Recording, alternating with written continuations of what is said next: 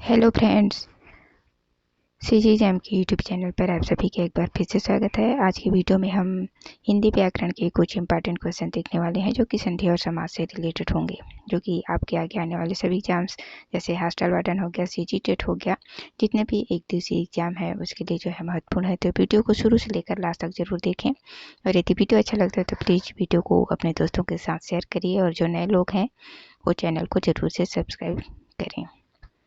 आज की वीडियो में हम सभी सिलेक्टेड और मोस्ट रिपीटेड क्वेश्चन देखने वाले हैं, तो वीडियो को शुरू से लेकर लास्ट तक जरूर देखें। चलिए स्टार्ट करते हैं आज का पहला क्वेश्चन। आज का पहला क्वेश्चन है, दो वर्णों के मेल से होने वाले विकार या परिवर्तन को कहते हैं। ऑप्शन ए है समास, बी प्रत्यय, सी संधि और डी है उपसर्ग। तो इसका सही आंसर क्या हो जाएगा? ऑप्शन नंबर सी, संधि, है ना। दो वर्णों के मेल से होने वाले विकार या परिवर्तन को क्या कहते हैं? संधि कहते हैं। ठीक, देखते हैं अगला क्वेश्चन। अगला क्वेश्चन है, निम्नलिखित में से कौन सा एक संधि का प्रकार नहीं है? ऑप्शन ए है स्वर संधि, बी व्यंजन संधि, सी विसर्ग संधि और डी है अनुस्वार संधि। तो इसका सही आंसर क्या हो जाएगा? ऑप्शन नंबर डी, अनुस्वार संधि। ये जो है संधि का प्रकार नहीं है, बाकी स्वर, व्यंजन और विसर्ग ये तीनों जो है संधि के प्रकार हैं। ठीक है, इसका सही आंसर ऑप्शन नंबर डी। देखते हैं अगला क्वेश्चन। अगला क्वेश्चन है, स्वर संधि कितने प्रकार की होती है? ऑप्शन ए है 2, बी 3, सी 4 और डी है 5। तो इसका सही आंसर क्या हो जाएगा? ऑप्शन नंबर डी, 5 प्रकार के। ठीक है, स्वर संधि के कितने प्रकार होते हैं? तो 5 प्रकार होते हैं। कौन कौन से? दीर्घ स्वर संधि, गूढ़ स्वर संधि, वृद्धि स्वर संधि, यड़ स्वर संधि और अयादी स्वर संधि। ठीक है, तो इन पांचों को ऐसी याद नहीं करना है, लेकिन कितने प्रकार के होते हैं ये याद रखना है। ठीक है, ऑप्शन नंबर डी इस क्वेश्चन का सही आंसर हो जाएगा। देखते हैं अगला क्वेश्चन। अगला क्वेश्चन है, गायक का संधि विच्छेद है। ऑप्शन ए है गा धन यक, बी है गाय धन इक, सी है गय धन अक और डी है गा धन आयक। तो इसका सही आंसर क्या हो जाएगा? ऑप्शन नंबर सी, गायक का जो सही संधि विच्छेद होगा गय धन अक। ठीक, और ये किस संधि के अंतर्गत आता है? तो अयादी स्वर संधि के अंतर्गत। ठीक है, ऑप्शन नंबर सी इस क्वेश्चन का सही आंसर होगा। देखते हैं अगला क्वेश्चन। अगला क्वेश्चन है, स्वर संधि का उदाहरण है। ऑप्शन ए है अन्वय, बी किंचित, सी तद्रुप और डी है नीरस। तो इसका सही आंसर क्या हो जाएगा? स्वर संधि का उदाहरण कौन सा है? तो ऑप्शन नंबर ए अन्वय, है ना। इसका विग्रह कैसे होगा? संधि विग्रह अनु धन अय। ठीक है, अनुअय इस स्वर संधि का उदाहरण है। देखते हैं अगला क्वेश्चन। अगला क्वेश्चन है, स्वर संधि में किसका मेल होता है? ऑप्शन ए शब्दों का, बी मात्रा का, सी व्यंजनों का और डी है स्वरों का। तो इसका सही आंसर क्या हो जाएगा? ऑप्शन नंबर डी, स्वर संधि में जो है स्वरों का मेल होता है ना। Option number D. देखते हैं अगला क्वेश्चन। अगला क्वेश्चन है, स्वार्थ में कौन सी संधि है? ऑप्शन ए दीर्घ, बी यण, सी वृद्धि और डी है गुण।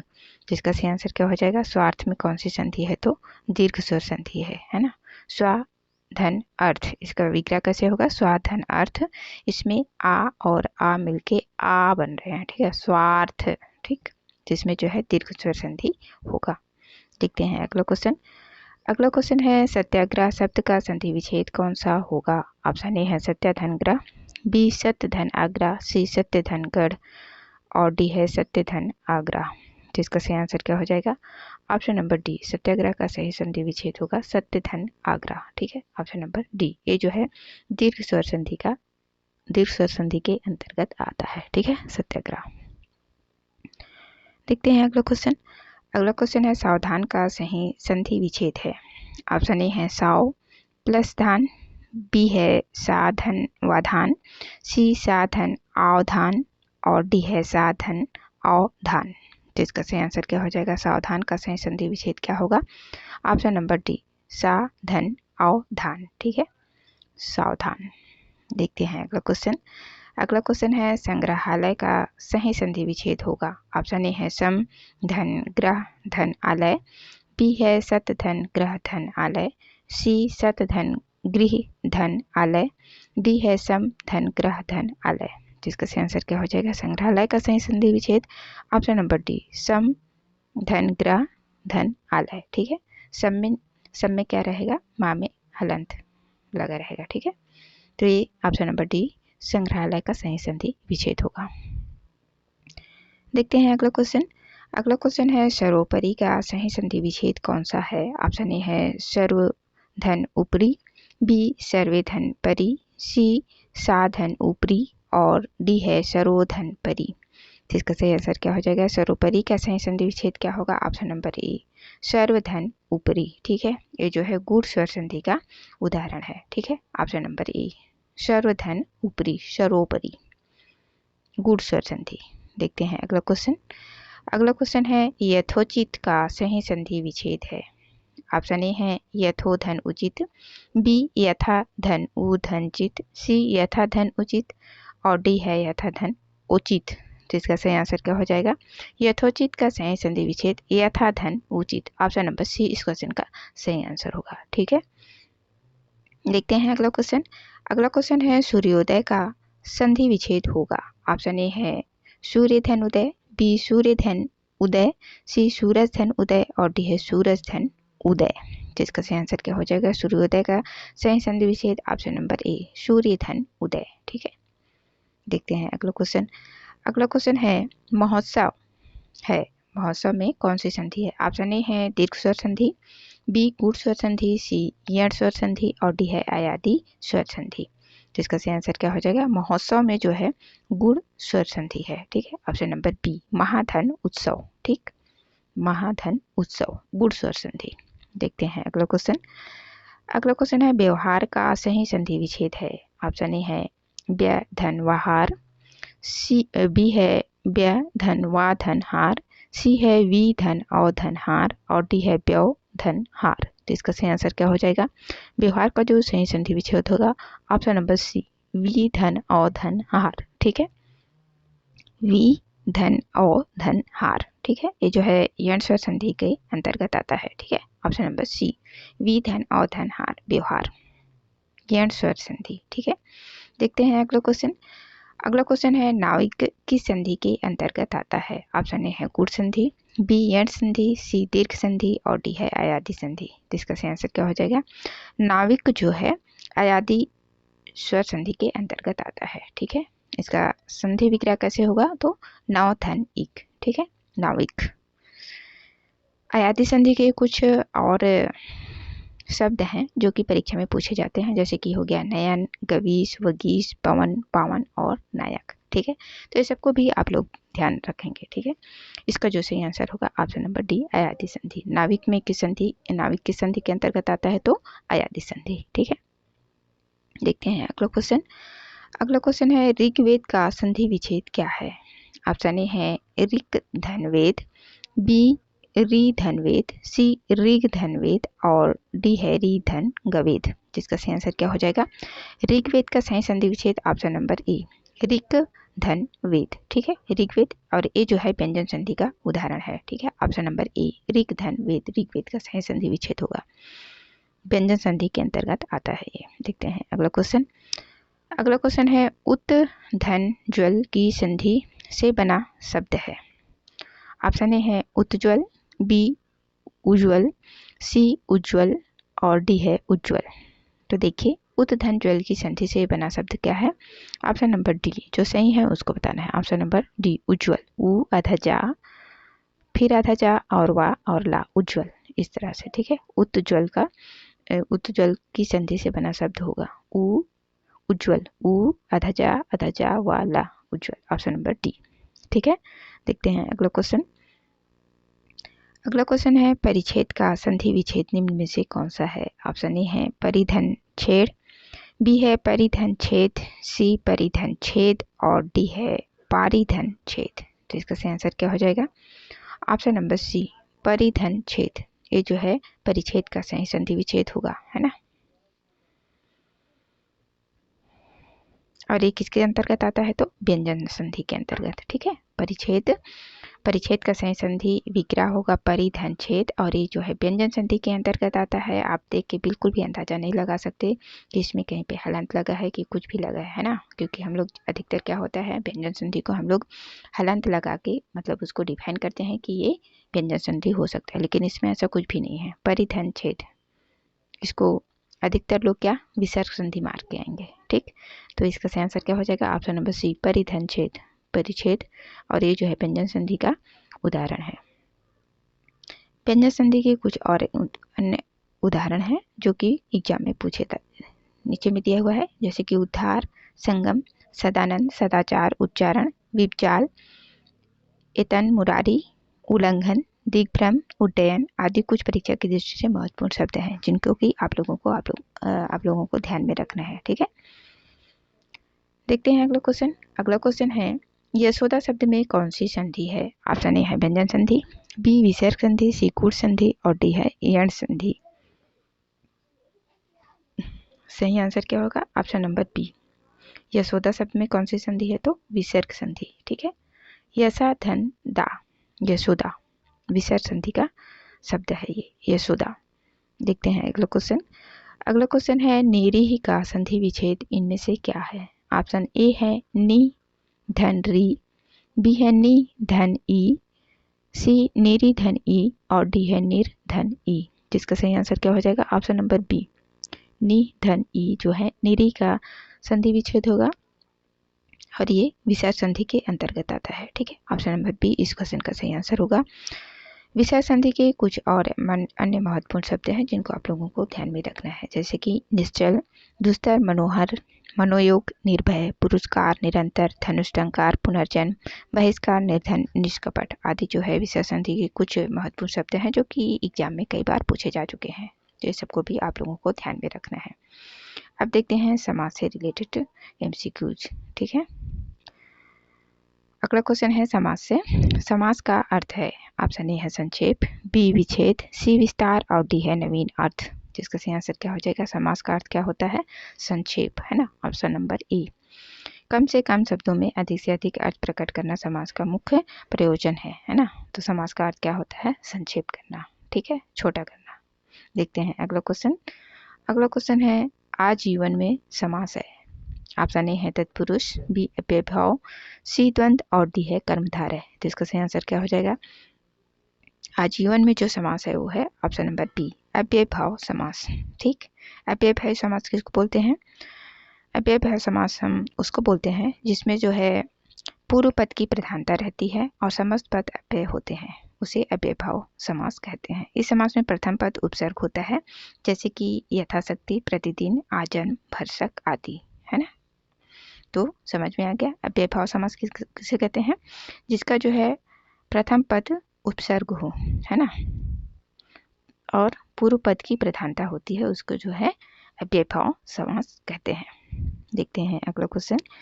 अगला क्वेश्चन है, रातों रात शब्द में समास है। ऑप्शन ए तत्पुरुष, बी द्वंद्व, सी अव्ययभाव और डी है कर्मधारय। जिसका सही आंसर क्या हो जाएगा? ऑप्शन नंबर सी, अव्ययभाव समास। ये भी जो है अव्ययभाव समास का अंतर्गत आता है, रातों रात, है ना। इसको भी देख लेते हैं थोड़ा। ये क्या है? रातों रात कैसे अव्ययभाव समास के अंतर्गत आ गया, है ना। जिस समास का प्रथम पद अव्यय हो या उपसर्ग हो अथवा पुनरुक्ति सूचक हो, वहां पर भी क्या अव्ययभाव समास होता है। ठीक, तो इसलिए जो है हमारा जो ये क्वेश्चन है ना, रातों रात शब्द में समास है, तो ये इसका आंसर क्या हो जाएगा? ऑप्शन नंबर डी, अव्ययभाव समास। ठीक है, देखते हैं अगला क्वेश्चन। अगला क्वेश्चन है, अव्ययभाव समास का उदाहरण है। ऑप्शन ए है पल पल, बी अन्नजल, सी अंत अनंत और डी है धर्माधर्म। तो इसका सही आंसर क्या हो जाएगा? ऑप्शन नंबर ए, पल पल। पल पल जो है अव्ययभाव समास का उदाहरण है। देखते हैं अगला क्वेश्चन।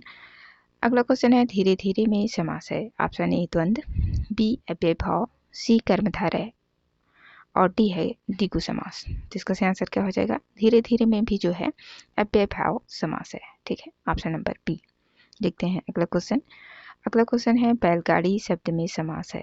ऑप्शन ए है द्वंद्व, बी द्विगु, सी कर्मधारय और डी है तत्पुरुष। जिसका सही आंसर क्या हो जाएगा? ऑप्शन नंबर डी, तत्पुरुष समास, है ना। इसका विच्छेद कैसे होगा समास? तो बैलगाड़ी का जब इसका हम लोग विग्रह करेंगे, समास विग्रह, तो ये होगा बैल के लिए गाड़ी, इसमें जो है तत्पुरुष समास है। ठीक है, देखते हैं अगला क्वेश्चन। अगला क्वेश्चन है, तत्पुरुष समास के कितने भेद हैं? ऑप्शन ए 3, बी 4, सी 5 और डी है 6। सही आंसर क्या हो जाएगा? Option number D 6। तत्पुरुष समास के कितने भेद हैं? 6 भेद। कौन कौन से हैं? तो कर्मधारय, पहला हो जाएगा कर्म तत्पुरुष, बी करण तत्पुरुष, तीसरा संप्रदान तत्पुरुष, चौथा अपदान तत्पुरुष, पांचवा संबंध तत्पुरुष और छठवां है अधिकरण तत्पुरुष। तो तत्पुरुष समास के कितने प्रकार हैं? 6। ठीक है ना, ऑप्शन नंबर डी इस क्वेश्चन का सही आंसर हो जाएगा। ठीक है, ये 6 तत्पुरुष समास के कितने भेद? 6 भेद।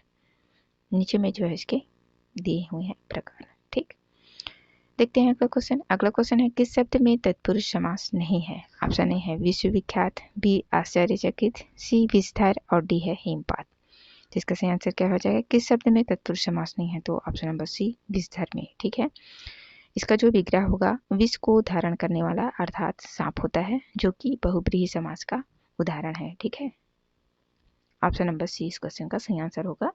तत्पुरुष समास का जो नहीं है वो ऑप्शन नंबर सी विस्तार। देखते हैं अगला क्वेश्चन। अगला क्वेश्चन है मृगनयन में समास है। ऑप्शन ए अव्ययभाव, बी कर्मधारय, सी द्वंद्व और डी है तत्पुरुष। तो इसका सही आंसर क्या हो जाएगा? मृगनयन में कौन सा समास है? ऑप्शन नंबर बी कर्मधारय। इसका समास विग्रह कैसे होगा? तो मृग के सदृश नयन। ठीक है, और कर्मधारय समास किसे कहते हैं? तो कर्मधारय समास में जो है पहला पद विशेषण और दूसरा पद विशेष्य होता है। ठीक है, उसको हम लोग कर्मधारय समास बोलते हैं। ठीक, देखते हैं अगला क्वेश्चन। अगला क्वेश्चन है महापुरुष में कौन सा समास है? ऑप्शन ए है कर्मधारय, बी तत्पुरुष, सी द्विगु और डी है बहुब्रीहि। तो इसका सही आंसर क्या हो जाएगा? महापुरुष में कौन सा समास है? तो ऑप्शन नंबर ए तत्पुरुष है ना। तत्पुरुष समास के कुछ और अन्य उदाहरण हैं, जैसे कि महादेव, सज्जन, महाविद्यालय, परमानंद, प्राणप्रिय, नीलगाय, नीलकमल, ये सभी जो है कर्मधारय समास के उदाहरण हैं। महापुरुष में कौन सा समास है? तो ऑप्शन नंबर ए कर्मधारय समास। ठीक, ऑप्शन नंबर ए इस क्वेश्चन का सही आंसर हो जाएगा। देखते हैं अगला क्वेश्चन। अगला क्वेश्चन है सत्सई किस समास का उदाहरण है? ऑप्शन ए कर्मधारय, बी द्विगु, सी द्वंद्व और डी है तत्पुरुष। तो इसका सही आंसर क्या हो जाएगा? सत्सई किस समास का उदाहरण है? तो द्विगु समास का। ठीक है, ऑप्शन नंबर बी। द्विगु समास का पहला पद संख्यावाचक विशेषण होता है ना। इसी से जो है हम लोग पहचानते हैं कि द्विगु समास कौन सा है ना। इसका जो पहला पद होगा वो क्या? संख्यावाचक होगा। ठीक, तो सत्सई क्या है? द्विगु समास का उदाहरण है। देखते हैं अगला क्वेश्चन। अगला क्वेश्चन है चौराहा। चौराहा का समास विग्रह क्या होगा? ऑप्शन ए है चार राहों का हार, बी चार राहों का समाचार, सी चार राहों का समाहार और डी है चार राह। तो इसका सही आंसर क्या हो जाएगा? ऑप्शन नंबर सी चार राहों का समाहार। चौराहा है ना, चौराहा का समास विग्रह क्या होगा? चार राहों का समाहार, ऑप्शन नंबर सी। नीचे जो है द्विगु समास के कुछ अन्य उदाहरण दिए हुए हैं, जिसको आप लोगों को ध्यान में रखना है, जैसे कि तिरंगा, पंचामृत, त्रिभुवन, अष्टपदी, नवरत्न, चतुर्वर्ण, त्रियुगी आदि। ये सभी जो क्या है द्विगु समास के अंतर्गत आते हैं, है ना। और परीक्षा में कई बार ये जो है पूछे जा चुके हैं, तो इसे आप लोगों को ध्यान में रखना है। देखते हैं अगला क्वेश्चन। अगला क्वेश्चन है द्वंद्व समास में कौन सा पद प्रधान होता है? ऑप्शन ए पूर्व पद, बी उत्तर पद, सी दोनों पद या फिर डी है कोई तीसरा पद। तो इसका सही आंसर क्या हो जाएगा? द्वंद्व समास में क्या होता है? दोनों पद प्रधान होते हैं। ठीक है ना, पहला और दूसरा या फिर दोनों पद कह लेते हैं, है ना। द्वंद्व समास में कौन सा पद प्रधान होता है? तो दोनों पद प्रधान होते हैं। ऑप्शन नंबर सी इस क्वेश्चन का सही आंसर होगा। देखते हैं अगला क्वेश्चन। अगला क्वेश्चन है निम्नलिखित में द्वंद्व समास है। ऑप्शन ए यथासंभव, बी देशभक्ति, सी देश विदेश और डी है पीताम्बर। तो इसका सही आंसर क्या हो जाएगा? द्वंद्व समास ऑप्शन नंबर सी देश और विदेश, है ना। इसका जो विग्रह होगा समास विग्रह तो कैसे होगा? देश और विदेश। इसमें क्या हो जाएगा? द्वंद्व समास। ठीक, द्वंद्व समास के कुछ अन्य उदाहरण हैं जो कि परीक्षा में पूछे जा चुके हैं, इसको भी आप लोगों को ध्यान में रखना है। नर नारी, माता पिता, गुरु शिष्य, पाप पुण्य, आजकल, जय पराजय, घर आंगन, नहाया धोया, हानि लाभ, रुपया पैसा। तो ये सभी क्या है? द्वंद्व समास के उदाहरण हैं। कहने का मतलब यही है कि जहाँ पे और छुपा हो, जिन शब्दों के बीच में और छुपा रहता है, वहाँ पे जो है द्वंद्व समास होता है ना। देखते हैं अगला क्वेश्चन।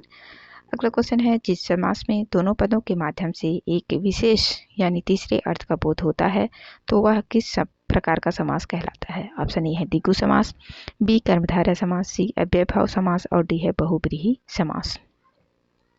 तो इसका सही आंसर क्या हो जाएगा? Option number D. ऐसे समास को हम लोग क्या बोलते हैं? बहुब्रीहि समास, जिससे जो है दोनों पद के माध्यम से एक तीसरे अर्थ का बोध होता है, वहाँ बहुब्रीहि समास होता है ना। Option number D. देखते हैं अगला क्वेश्चन।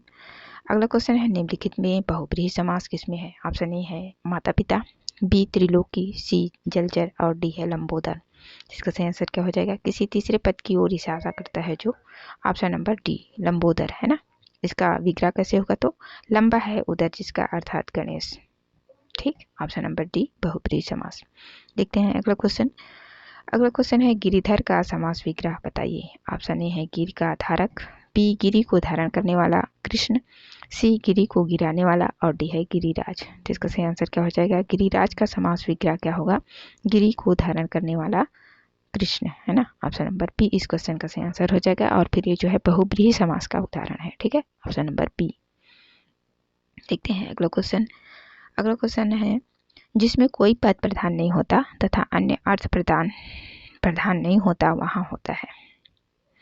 ऑप्शन ए है कर्मधारय समास, बी अव्ययभाव समास, सी बहुब्रीहि समास और डी है तत्पुरुष समास। तो इसका सही आंसर क्या हो जाएगा? ऑप्शन नंबर सी बहुब्रीहि समास, जिसमें कोई पद प्रधान नहीं होता तथा अन्य अर्थ प्रधान होता है, वहाँ जो है अव्ययभाव बहुब्रीहि समास होता है। बहुब्रीहि समास होता है जिसमें कोई पद प्रधान नहीं होता तथा अन्य अर्थ प्रधान होता है, वहाँ बहुब्रीहि समास होता है। ठीक है, उदाहरण के लिए पतझड़ हो गया, पीताम्बर हो गया, कमल नयन हो गया, चतुर्भुज, वीणापाणी, दशानन, पंकज, नवरात्र, ये सभी जो है बहुब्रीहि समास के अंतर्गत आते हैं। ठीक है, देखते हैं अगला क्वेश्चन। अगला क्वेश्चन है सूची 1 को सूची 2 से सुमेलित करना है। ठीक है, सूची 1 में जो है सब दिया हुआ है और दूसरी सूची में जो है समास किस समास से रिलेटेड है वो आपको बताना है। ए है विदेश गमन। जो विदेश गमन देखिए और बताइए कि जो है किस समास के अंतर्गत आएगा। विदेश गमन, विदेश गमन, विदेश को गमन है ना, ये इस तरह से विग्रह होगा। विदेश गमन, विदेश को गमन, तो ये तत्पुरुष समास है ना। 2 से जाके मिल जाएगा। उसके बाद है गिरिधर। गिरिधर, गिरि को धारण करने वाला। अभी कुछ देर पहले ऊपर में हम लोग देखे थे, ये किसका उदाहरण है? तो बहुब्रीहि समास का। 1 से जाके देश विदेश, देश और विदेश, ये द्वंद्व समास। ठीक है, 4 के साथ। और यथाशीघ्र अव्ययभाव समास, जिसका पहला पद क्या प्रधान या फिर पूर्व पद प्रधान होता है, उसको अव्ययभाव समास बोलते हैं। तो ये 3 के साथ जाके मिलेगा। ठीक है, तो ये इस तरह से सुमेलित होगा। ठीक है, विदेश गमन, तत्पुरुष, गिरिधर, बहुब्रीहि, देश विदेश, द्वंद्व समास और यथाशीघ्र अव्ययभाव, तो इस तरह से सुमेलित होगा। ठीक है, तो ये थे आज के कुछ इंपॉर्टेंट एमसीक्यूज संधि और समास से रिलेटेड। आशा करती हूँ आप लोगों को वीडियो अच्छा लगा होगा। वीडियो देखने के लिए आप सभी का बहुत बहुत धन्यवाद।